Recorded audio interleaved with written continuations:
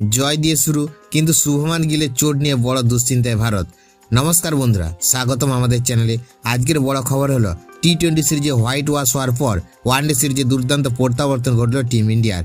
এজবাস্টনে অনুষ্ঠিত 3 ম্যাচের সিরিজে প্রথম ওয়ানডেতে ইংল্যান্ডকে হারিয়ে সিরিজ এগিয়ে গেল ভারত। টস জিতে প্রথমে ব্যাট করতে নামে ইংল্যান্ড, কিন্তু শুরুতেই ধাক্কা খায় তারা।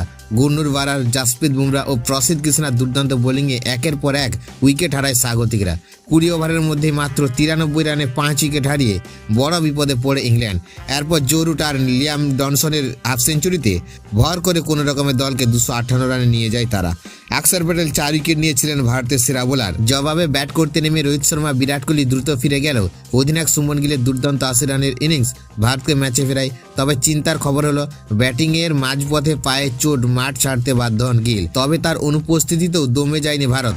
অক্ষর প্যাটেল আর ওয়াশিংটন সুন্দরের অপরাজিত ইনিংসের সুবাদে 6 উইকেটের জয় নিশ্চিত করে টিম ইন্ডিয়া। এখন সবার নজর দ্বিতীয় ওয়ানডের দিকে, যা অনুষ্ঠিত হবে কার্ডিফে 16 জুলাই। গিলের চোট কতটা গুরুতর সেটা এখন সবচেয়ে বড় প্রশ্ন। আরও আপডেটের জন্য চ্যানেলটি সাবস্ক্রাইব করে রাখুন।